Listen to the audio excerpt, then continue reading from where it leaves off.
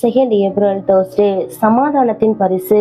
சமாதானத்தை உங்களுக்கு வைத்து போகிறேன், என்னுடைய சமாதானத்தையே உங்களுக்கு கொடுக்கிறேன். உலகம் கொடுக்கிற பிரகாரம் நான் உங்களுக்கு கொடுக்கிறதில்லை. உங்கள் இருதயம் கலங்காமலும் பயப்படாமலும் இருப்பதாக. யோவான் 14:27. சமாதானம் அப்படின்றது நமக்கு கடவுள் கொடுக்கறதுங்க.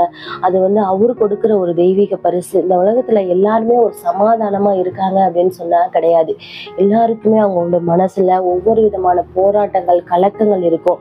அப்படி நம்ம எந்த ஒரு கலக்கமும் இதுவும் ஒரு கவலையும் இல்லாம நம்ம இருக்கிறோம் அப்படின்னு சொன்னா அது கடவுள் கொடுக்கிற மிக உயர்ந்த பரிசு. அது நம்மளுடைய வாழ்க்கையில எவ்வளவு கஷ்டம், நமக்கு எவ்வளவு ஒரு பெரிய போராட்டங்களுக்கு மத்தியில ஒரு சமாதானம் நமக்கு கிடைக்குது அப்படின்னு சொன்னா அது தேவன் கொடுக்கிறது. அது நமக்கு ஒரு மன உறுதியை கொடுக்குது, ஒரு பலத்தை நமக்கு கொடுக்குது.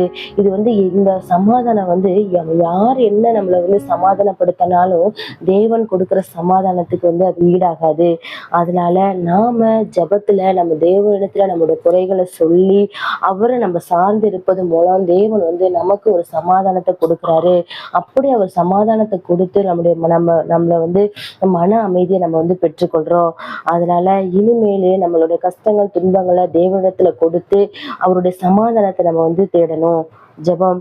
சமாதானத்தின் தேவனே, இன்று நாங்கள் உம்முடைய பிரசன்னத்தில் அமைதி காண கிருபை தாரும். ஆமென். மாண்டி Thursday.